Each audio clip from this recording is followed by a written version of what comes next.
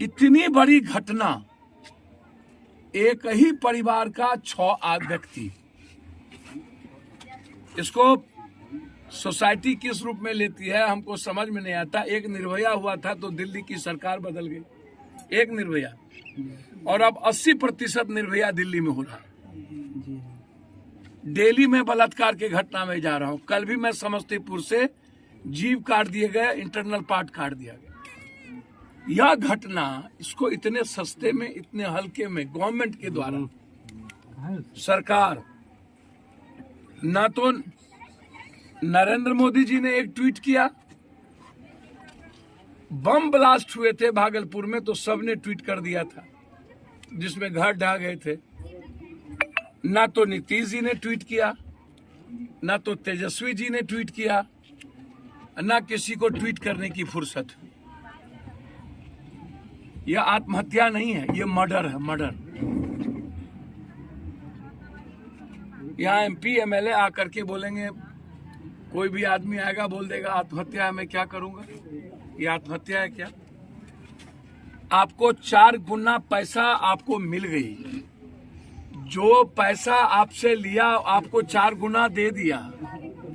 एक पिता अपनी जबान, 3 बच्ची, 1 बेटा और माँ बाप सामने में जहर खा के जान दे रहा है, कोई असर ही नहीं है समाज में, सोसाइटी में कोई असर नहीं है। मुझको तो असर है भाई।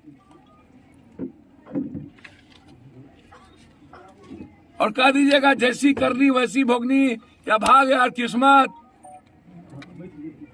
ये इनके घर की स्थिति नहीं है, लगभग परिवार की स्थिति बिहार में। बिहार दुनिया का सबसे ज्यादा गरीब है भाई। नरेंद्र मोदी जी को पहले चाइना और वियतनाम से पहले, और बड़ी बड़ी आप रोजगार की बात आप करते हो ना। कल एक चाय वाली ने रो रो के कहा कि बिहार में कोई लड़की और कोई औरत रोजगार नहीं कर सकती, ग्रेजुएट चाय वाली, और अपना उसका सब कुछ उठा के लेके चला गया। अब वो कह रही है कि लड़कियों को बिहार में निकलने का राइट नहीं है। यहाँ स्मैक बिकेगा, यहाँ पर कोरेक्स बिकेगा, यहाँ पर ड्रग्स बिकेगा, सोल्यूशन बिकेगा, यहाँ शराब बिकेंगे, यहाँ कौन सी कहते हैं, मैंने आरा में जो बिकता है नहीं गांजा नहीं, और भी चीजें हैं। यहाँ पर सब कुछ बिकेगा लेकिन यहाँ चाय नहीं बिक सकती। डेली उसके ठेले के उठा के लेके चला जाता है पैसे के चलते, नगर निगम। अब वो कह रहे हैं कि बिहार में लड़कियों को बोलने का कोई अब भैया हमको तो बताओ ना, बिहार में सिर्फ, और जो लोग यहाँ बड़े बड़े माफिया हैं, बड़का 1 करोड़ रुपया 2 करोड़ रुपया पीएम केयर्स फंड में देता है और मुख्यमंत्री केयर्स फंड में जाके देता है। अरे बाप मेरे, आपके एक फोन से यह परिवार बच जाता है, या 10 लाख रुपया।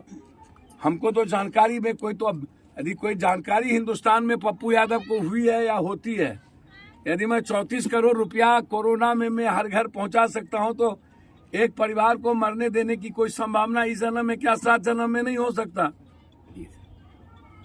यदि 11 दिन 11 करोड़ रुपया का खाना पटना के बार में हम एक बेटे की तरह पहुंचा सकते हैं, तो इस परिवार के इसके मम्मी पापा को, बच्चों को तो मैं अपनी बेटी की तरह मरने तो हम नहीं देते।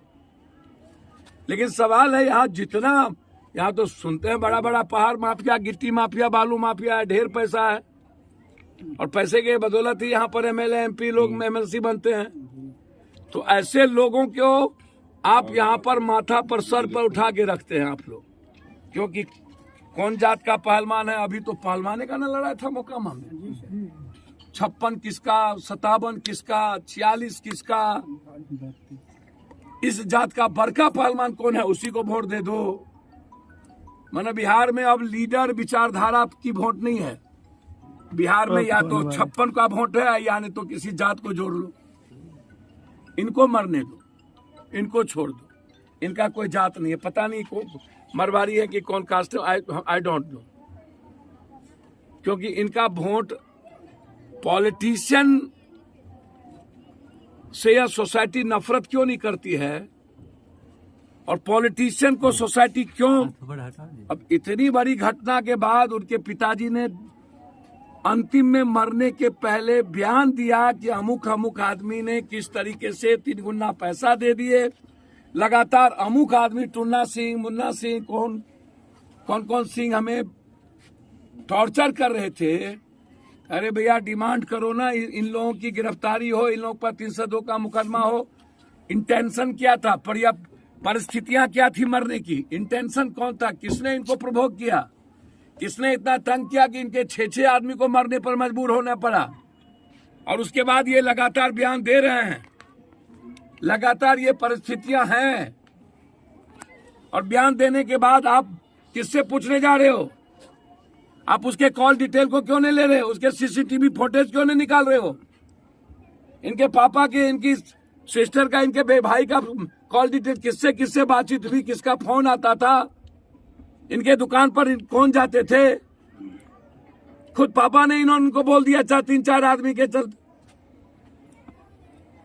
बिहार में जो आज, अब आप सहारा को देखो ना, सहारा इंडिया की स्थिति यह है कि लगभग लोग यहाँ लाखों लाख लोग आत्महत्या करेंगे।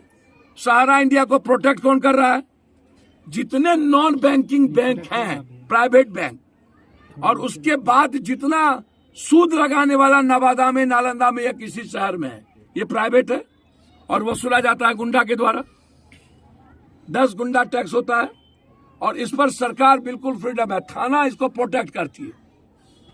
इसीलिए मैं आपको आश्वस्त करता हूं कि इस मामले में मैं सीएम से बात करूंगा,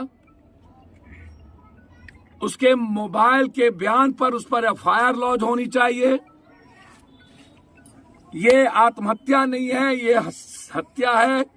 सरकार को ऐसी घटना पर कठोर होनी चाहिए। साथ साथ इस परिवार को, जो एक बच्चे बचे हैं, उसको बचा तत्काल। हमारी पार्टी, हमारे साथ युवा अध्यक्ष हैं, हमारे नेता लीडर हैं, हमारे सभी बड़े लीडर हैं, अनुभव, सभी लोग, पार्टी तत्काल इनको 50,000 रुपया भी मदद कर रही है। इनको दुकान खोलवाने में पार्टी 2 लाख रुपया मदद करेगी, ताकि ये अपनी चीजों को ये शुरुआत करे। तत्काल इस परिवार, चूंकि बच्चे बिल्कुल अकेला हो चुके हैं, जो यहाँ थे वहाँ 3-3 दिन खाना नहीं खाए। हमारे एक मित्र ने जिस तरीके की घटना, 3,000 रुपये के चलते पावापुरी से लौटा देना, यह भी जांच का विषय है और उस पर भी 302 का मुकदमा लगना चाहिए और यहाँ के अस्पताल पर इंक्वायरी करके उसकी जांच होनी चाहिए और सस्पेंड और डिस्चार्ज करना चाहिए।